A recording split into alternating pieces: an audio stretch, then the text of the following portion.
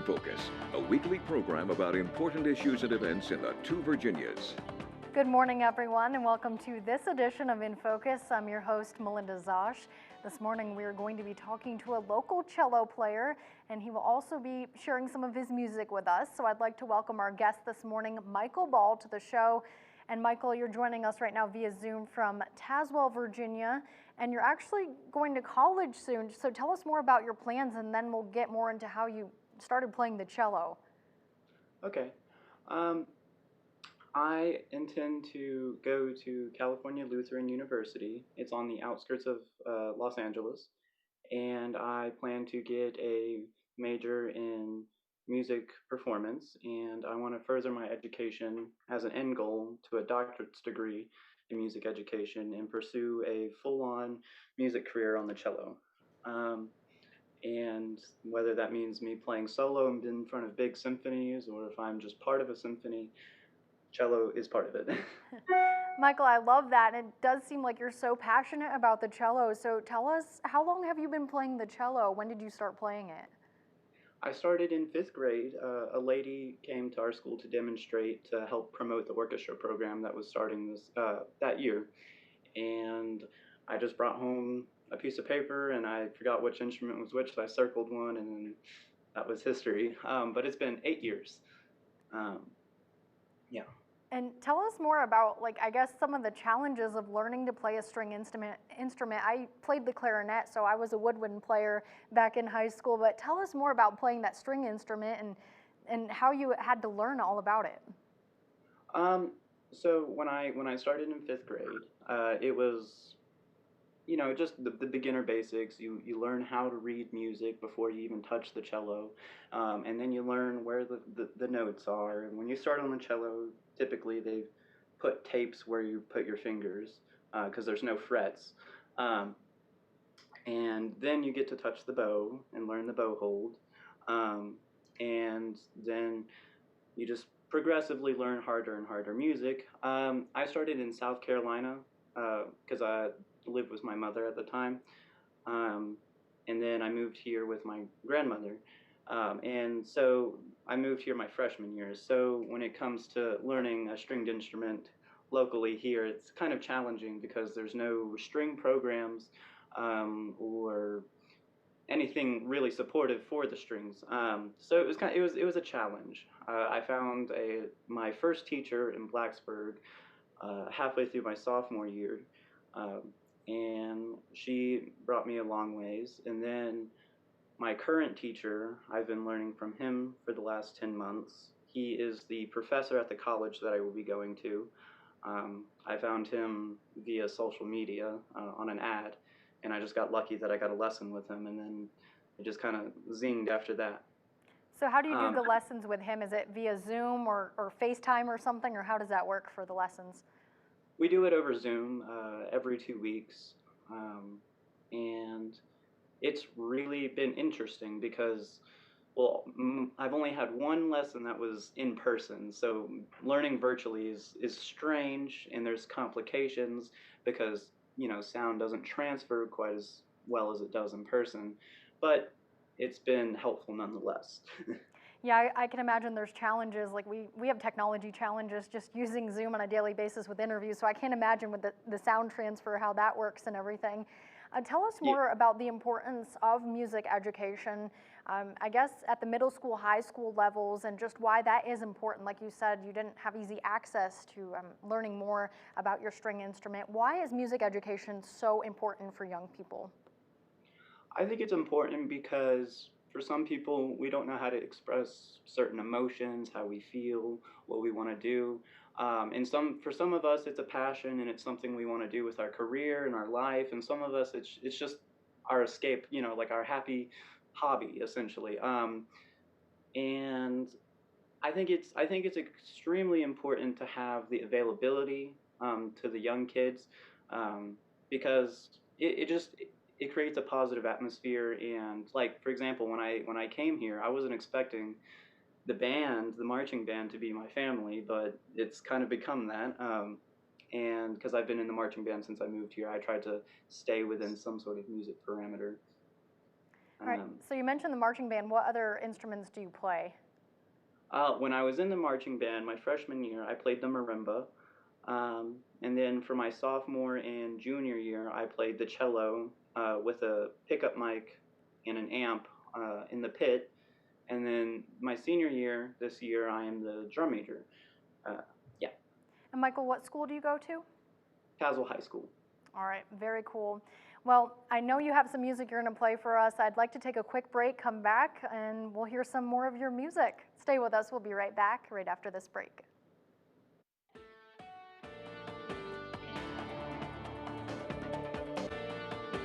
Good morning, everyone. Once again, welcome back to this edition of In Focus. I'm your host, Melinda Zosh. This morning, we're talking to Michael Ball. He's a cello player, lives in Tazewell, Virginia, but will soon be attending college to further his music career outside of Los Angeles. Michael, once again, thank you so much for joining us this morning. Thank you. So I understand you've prepared some music for us. Before we get started on that, what are you going to play for us this morning, and why did you choose this music? I'm going to play some Bach music, the Bach cello suites. I'm going to play the prelude to Suite 1 and Suite 2, and I'm going to play the Courant for the first suite. And I chose it because, well, cello's kind of known for the Bach music, this Bach music in particular, and it's just really beautiful and rich, and it's just one of my favorite songs or pieces to come back to for whenever I need. All right, that sounds great, Michael. We'll let you play some music for our viewers to hear, and after that, we'll take a quick break, but I'll let you take it away with some of your music. Alrighty, thank you.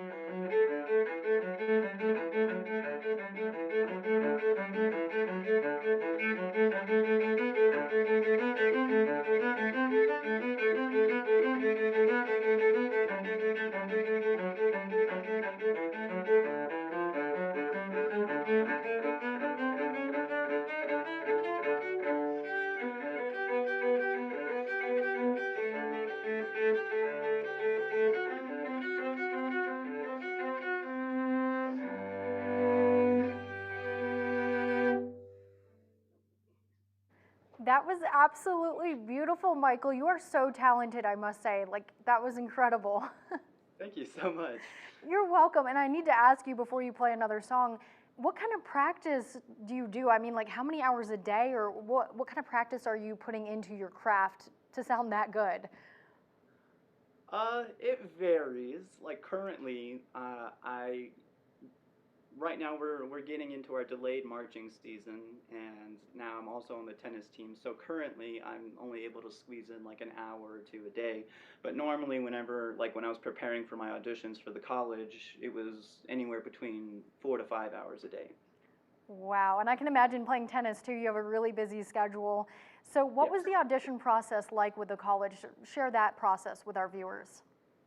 It was essentially it was pretty easygoing. It was I would record videos for the three pieces that I had prepared, which was the first movement of the Saint-Saëns Cello Concerto, the second Bach Cello Suite, and the Duport Cello Etude Number 7. And essentially, I just recorded each of those individually. You know, told them what my name is, what I'm auditioning for, and sent it in. And then I had an interview with the music department, all five of them, and after that, they made the decision on their own. Well, that's just really exciting that you got accepted into the program. And I understand you do have some more music to play for us, so I'm excited to hear more of what you have. Thank you. Well, let me move my music. Okay.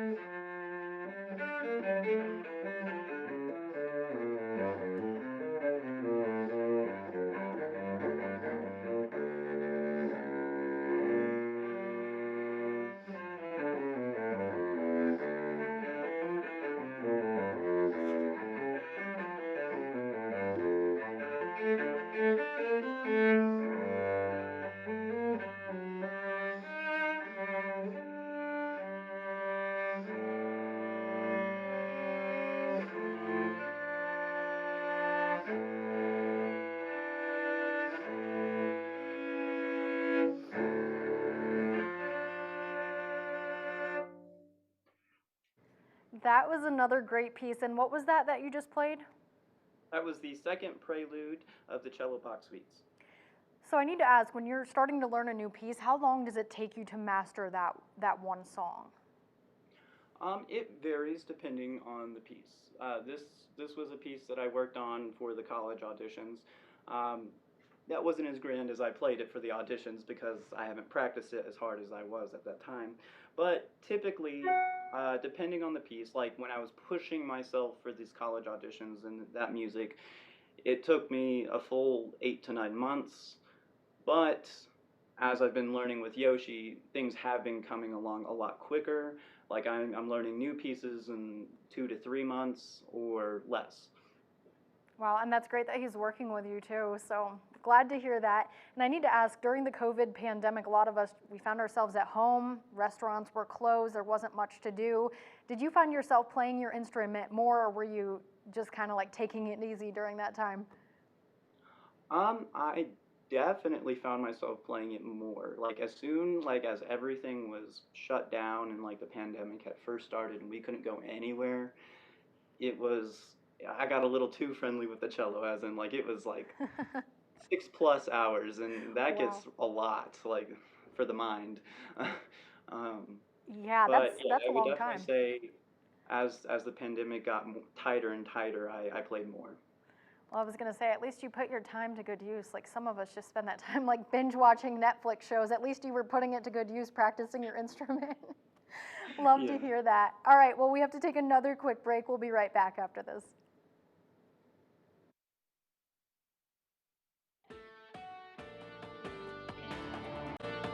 Good morning once again, everyone. This morning we're talking to Michael Ball. He's a local cello player who lives in Tazewell, Virginia, and will soon be attending college to further his musical career outside of Los Angeles.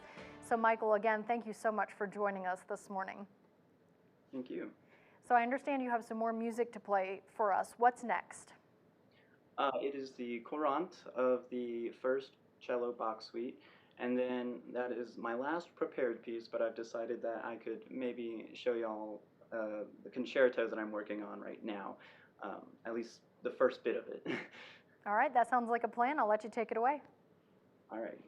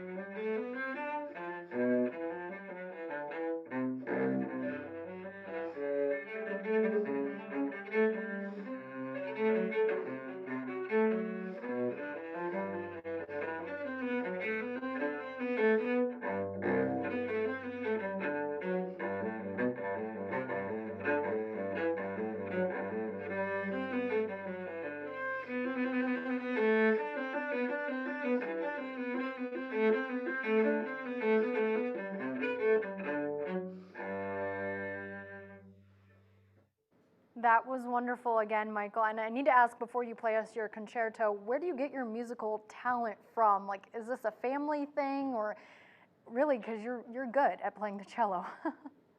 Thank you. I would say it's half a family thing because my grandfather, he was in a band. He's I think most of his life he was, he didn't do it professionally, but it was very prominent. I think he did rock music a little bit, but he could also play violin, harmonica, any instrument really. And my grandma plays piano, and my mom plays piano and guitar, and my brother's into music, and so am I. So we're all just kind of roped into it. All right, yeah, so that sounds like it's almost like a 90% family thing with as many family members as you have playing instruments. Love it. Yeah. Well, if you'd like to play your concerto for us that you're working on, we'd love to hear it. Alrighty. It is the Haydn Cello Concerto, by the way.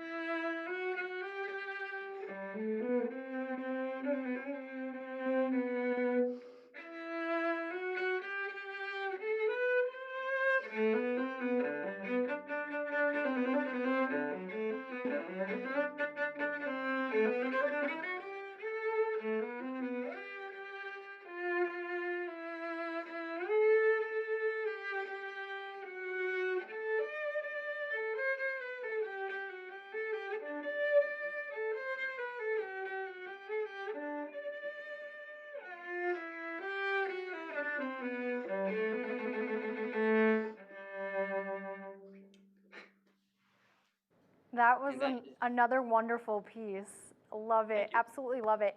So what advice would you have, Michael, for maybe if there's like young kids watching right now or parents of young kids who are thinking about getting involved with music, any type of musical instrument, what advice could you offer them this morning?